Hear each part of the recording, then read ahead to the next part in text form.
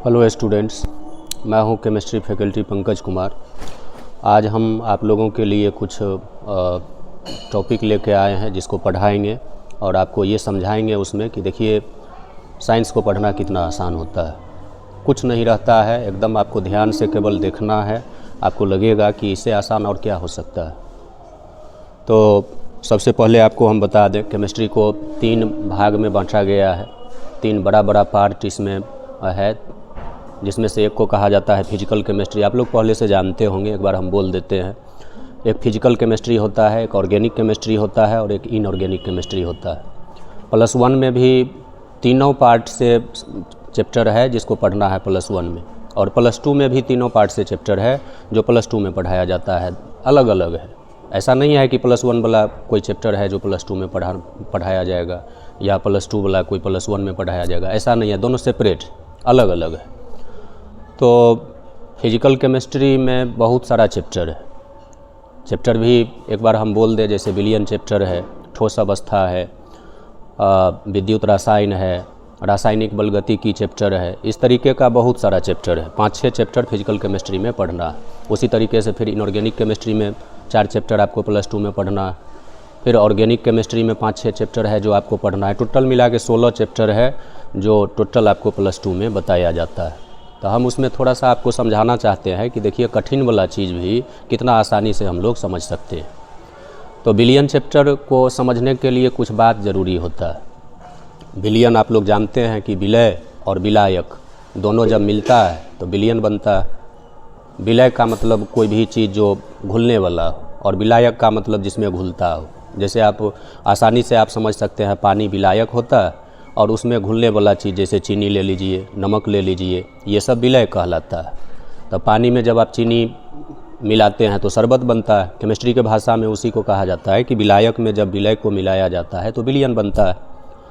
तो विलियन में जो विलय होता है, उस विलय का मात्रा निकालने के लिए कुछ मात्रक का यूज किया जाता है। बहुत सारा मात्रक होता है, 5-6 मात्रक होता है। तो उसमें से हम एक मात्रक उठाते हैं और आपको बताते हैं कितना आसान होता है। एक मात्रक है विलय के मात्रा के लिए, उसका नाम है मोलरता।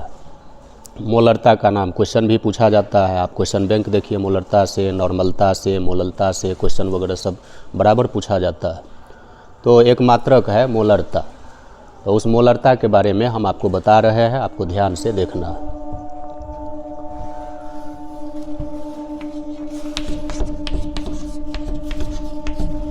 इस मोलरता को इंग्लिश में हम लोग कहेंगे मोलारिटी। मोलारिटी। तो सबसे पहले इसके बारे में पढ़ना होगा कि ये क्या होता है, कैसे निकाला जाता है, ये सब इंट्रोडक्शन वाला चीज़। तो मोलरता का परिभाषा लिखा जाता है कि 1 लीटर विलियन, 1 लीटर विलियन में उपस्थित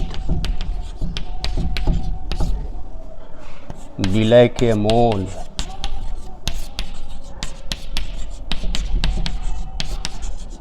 के संख्या को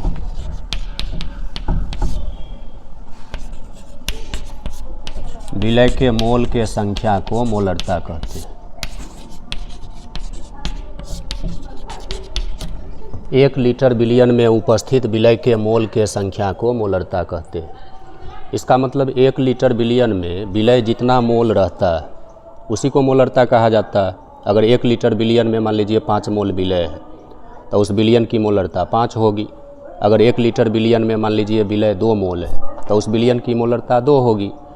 तो बड़ी आसानी से हम लोग इसको समझ सकते हैं कि 1 लीटर विलियन में उपस्थित विलय के मोल के संख्या को मोलरता कहते हैं। मोलरता को कैपिटल M से सूचित किया जाता है। कैपिटल M से सूचित किया जाता है। तो केमिस्ट्री में कहीं भी आपको कैपिटल M नज़र आ जाए तो इसका मतलब आपको समझना है मोलरता। कैपिटल M से सूचित किया जाता है। मोलरता का अगर हम लोग फार्मूला देखें तो इसका फार्मूला परिभाषा से ही निकाल सकते हैं। 1 लीटर विलियन में बोला है, मतलब विलियन का आयतन आपको नीचे लेना है, और विलय के मोल की संख्या बोला ये ऊपर लेना।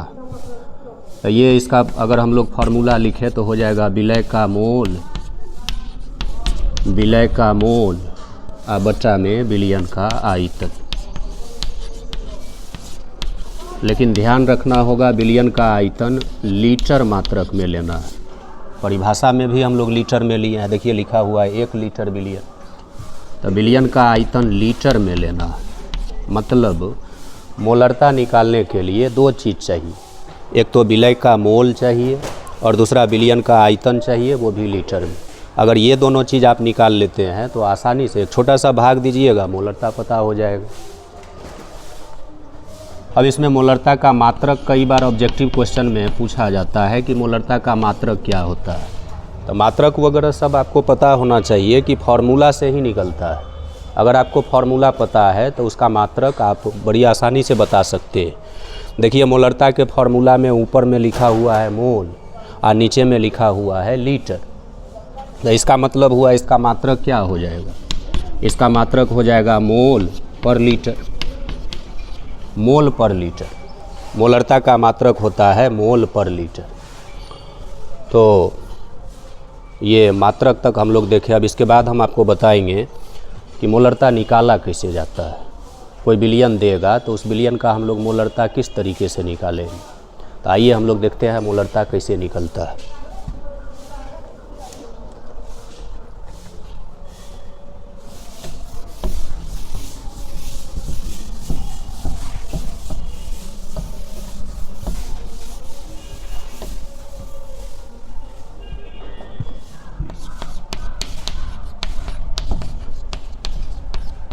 मोलरता का निर्धारण।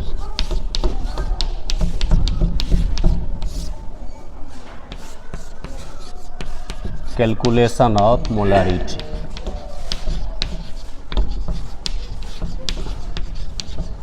Calculation of molarity.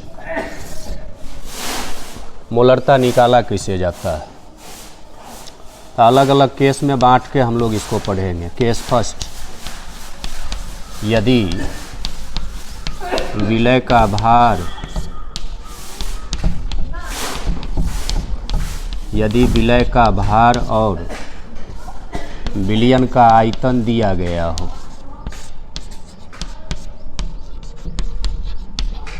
विलयन का आयतन दिया गया हो।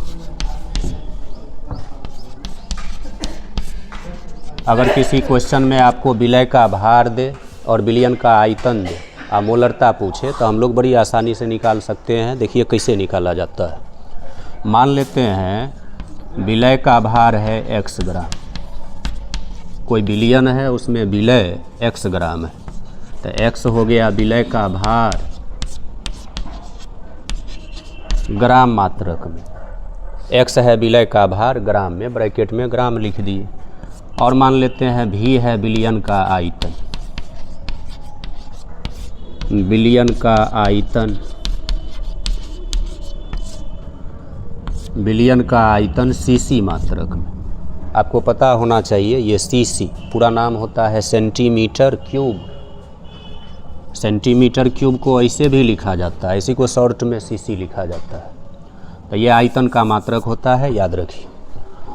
तो विलय का भार हम मान लिए x ग्राम। अगर विलय का भार x ग्राम है तो आप विलय का मोल निकाल सकते हैं, क्योंकि मोलरता के लिए विलय के मोल का संख्या पता होना चाहिए। तो विलय का मोल, तो विलय का मोल निकालने के लिए भार में उसके आणविक भार से या सूत्र भार से भाग देना पड़ेगा। मतलब ये एक फार्मूला हो गया कि विलय का भार ऊपर रखिए और उसके आणविक भार से उसमें भाग दीजिए, विलय का मोल पता होगा। तो देखिए विलय का भार हम माने हुए हैं यहाँ पर x ग्राम और विलय का आणविक भार कुछ मान लेते हैं, चूँकि अलग अलग विलय का आणविक भार अलग अलग होता है।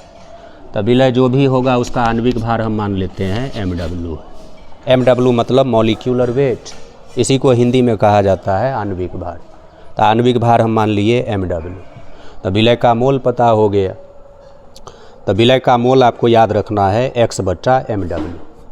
और फिर इसी तरीके से विलयन का आयतन हम माने हैं, लेकिन सीसी में माने हैं, इसको लीटर में मानना पड़ेगा। इसको लीटर में कन्वर्ट करना पड़ेगा, चूँकि जो मोलरता का फार्मूला अभी लिखे थे आप याद कीजिए, उसमें विलयन का आयतन लीटर मात्रक में रखना पड़ता है। तो इस सीसी को आपको लीटर में कन्वर्ट करना पड़ेगा। तो बिलियन का आयतन आप यहाँ से लिख सकते हैं। बिलियन का आयतन सीसी में लिए थे तो भी सीसी था, उसको लीटर में बदलने के लिए 1000 से डिवाइड करना होगा। अब आप इसको ध्यान में रखिए, जहाँ भी सीसी को लीटर में कन्वर्ट करना हो तो आप 1000 से उसमें भाग दीजिए, क्योंकि 1 लीटर में 1000 सीसी होता, तो सीसी को लीटर में कन्वर्ट करने के लिए 1000 से भाग देना पड़ेगा। तो बिलियन का आयतन भी पता हो गया। अब जो मोलरता वाला हम लोग फार्मूला पढ़े थे उसमें ये दोनों वैल्यू आप पुट कर दीजिए। विलय के मोल का संख्या x/mw और बिलियन का आयतन v/1000, v/1000 दोनों पुट कीजिएगा तो एक नया फार्मूला बन के आ जाएगा, जिस फार्मूला का यूज करके आप मोलरता निकाल सकते हैं। तो यहाँ से हम लोग फार्मूला बना सकते हैं।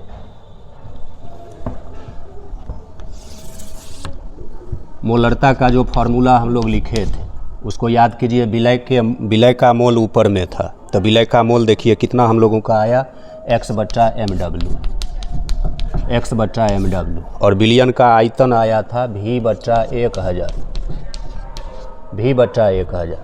ये 1000 ऊपर चला जाएगा, 1000 ऊपर जाएगा तो हो जाएगा ये x गुना 1000, mw नीचे आ जाएगा तो ये हो जाएगा v गुना mw। ये मोलरता निकालने का एक फार्मूला बन गया। अब इस फार्मूला में कौन क्या है आपको पता होना चाहिए। वैसे माने हैं, आपको पता है, कैपिटल M का मतलब मोलरता, x है विलय का भार, ग्राम में रखना पड़ता है, v है बिलियन का आयतन, बिलियन का आयतन इस फार्मूला में सीसी में रखना होगा। देखिए यहाँ पर हम लोग माने बिलियन का आयतन किस मात्रक में, सीसी में, तो सीसी में इस फार्मूला में रखना। और विलय का आणविक भार तो नाम लेगा विलय का, उसका आणविक भार रखना है। जैसे विलय अगर सोडियम हाइड्रोक्साइड है तो आणविक भार 40 ग्राम, सल्फ्यूरिक अम्ल होगा तो उसका आणविक भार आपको निकालना पड़ेगा, 98 ग्राम होता है। अलग अलग विलय का आणविक भार अलग अलग होता है। तो देखिए ये एक फार्मूला बन गया। अब इस फार्मूला पर हम आपको एक क्वेश्चन करवा के दिखाना चाहते हैं कि ये करने के बाद देखिए क्वेश्चन कितना आसानी से बनता है। तो एक क्वेश्चन देखिए, जैसे मान लीजिए क्वेश्चन आपसे पूछता है कि 6% weight by volume urea, 6% weight by volume urea के बिलियन की मोलरता ज्ञात करें। मोलरता ज्ञात करें। 6% वेट बाय वॉल्यूम यूरिया का बिलियन है, उस बिलियन की मोलरता पूछा है। तो इसको बनाने के लिए केवल इसका मतलब आप लगाइए, उससे आपको बहुत सारा चीज़ पता होगा। मोलरता को जो जो चीज़ चाहिए सब वहाँ से पता हो जाएगा। 6% वेट बाय वॉल्यूम का मतलब क्या हुआ, तो 6% वेट बाय वॉल्यूम का मतलब हुआ ये नीचे वाला होता है बिलियन का और ऊपर वाला होता है विलय का। तो बिलियन का आपको आयतन लेना होगा, v मतलब वॉल्यूम, आयतन, ये w मतलब वेट, भार। नीचे वाला बिलियन का होता है, ऊपर वाला विलय का होता है। तो 6% वेट बाय वॉल्यूम यूरिया के बिलियन का मतलब हुआ बिलियन का आयतन है 100 सीसी और उसमें यूरिया है 6 ग्राम। तो देखिए दो चीज़ पता हो रहा है, बिलियन का आयतन पता हो रहा है 100 सीसी, अब उसमें यूरिया का भार पता हो रहा है कितना ग्राम, 6 ग्राम। यूरिया का बिलियन है मतलब विलय का काम यूरिया कर रहा है, जिसका बिलियन वही विलय होता है। तो यहाँ से क्या क्या पता चल गया हमको, यूरिया का भार पता चल गया, यूरिया का भार पता चल गया 6 ग्राम, 6 ग्राम। लेकिन मोलरता निकालने के लिए ये यहाँ से और बिलियन का आयतन भी पता होना चाहिए। तो बिलियन का आयतन अभी बताए हैं, 6% वेट बाय वॉल्यूम का मतलब बिलियन का आयतन 100 सीसी, बिलियन का आयतन हो गया 100 सीसी। 6% वेट बाय वॉल्यूम का मतलब यही हुआ, 100 सीसी बिलियन है, उसमें यूरिया कितना ग्राम है, 6 ग्राम। तो देखिए इसमें क्या क्या आपको पता चल गया, विलय का भार पता, बिलियन का आयतन पता। अगर विलय का भार और बिलियन का आयतन पता हो, देखिए यहाँ लिखा हुआ, यदि विलय का भार और बिलियन का आयतन दिया गया हो तो मोलरता का आप डायरेक्ट वो वाला फार्मूला जो अभी हम लोग बनाए हैं उसका यूज कर सकते हैं। तो मोलरता हम लोग यहाँ से बनाएंगे, मोलरता यहाँ से निकाल लेंगे। डायरेक्ट फार्मूला इस्तेमाल कीजिए तो x है विलय का भार, ग्राम में विलय का भार देखिए पता है 6 ग्राम, और 1000 तो फार्मूला में ही था, भी है बिलियन का आयतन। बिलियन का आयतन सीसी में बताए थे रखना है, या देखिए सीसी में यहाँ माना हुआ है, बिलियन का आयतन सीसी मात्रक में रखना, और वो हम लोग अभी पता किए हैं 100। और ये MW, अब MW में विलय का नाम लिया है यूरिया। आपको पता होना चाहिए यूरिया का सूत्र होता है NH2CO NH2, ये यूरिया का फॉर्मूला होता है, याद करना पड़ेगा। अब यहाँ से इसका आणविक भार, अगर सूत्र पता है तो आणविक भार निकाल सकते हैं। नाइट्रोजन का परमाणु भार 14 ग्राम, हाइड्रोजन का परमाणु भार 1 ग्राम, 2 गो है तो 2 ग्राम, कार्बन का परमाणु भार 12 ग्राम, ऑक्सीजन का परमाणु भार 16 ग्राम, नाइट्रोजन फिर है तो इसका परमाणु भार 14 ग्राम, हाइड्रोजन का परमाणु भार 1 ग्राम, 2 गो है तो 2 ग्राम। अभी सबको जब आप जोड़िएगा तो 14 2 16, फिर 12 16 14 2, सबको जोड़ने पर 60 ग्राम आता है। क्वेश्चन बनाते बनाते याद हो जाता है, आपको भी याद हो जाएगा। यूरिया का आणविक भार होता है 60 ग्राम, 60 ग्राम। अब देखिए इसको कुछ नहीं रहा, इसमें केवल गुना भाग करना है, आंसर पता हो जाएगा। तो ये 2 जीरो से 2 जीरो कैंसिल हो जाएगा, 1 जीरो ये भी कैंसिल हो जाएगा, 6 से 6 भी कैंसिल हो जाएगा। तो मतलब कुछ नहीं बचा। कुछ नहीं बचा इसका क्या मतलब? एक। तो विलयन का मोलरता पूछा था, देखिए मोलरता हम लोग निकाल लिए 1, और लास्ट में मात्रक लगाना पड़ता है। मोलरता का मात्रक हम अभी बताए थे इससे पहले, मोल पर लीटर होता है। तो जो भी आंसर आएगा उसमें मोल पर लीटर जोड़ देना है। तो देखिए कितना आसानी से हम लोग इस क्वेश्चन को सोल्व कर लिए। तो थ्योरी ठीक से पढ़ने के बाद इसी तरीके से क्वेश्चन आपको लगेगा, थोड़ा सा दिमाग लगाना है, तुरंत आंसर आ जाता है। तो आज हम लोग एक टॉपिक मोलरता डिस्कस किए। अगले क्लास में हम लोग प्रयास करेंगे इसी तरीके का टॉपिक वगैरह सब आपको दिखाया जाए। बहुत बहुत धन्यवाद।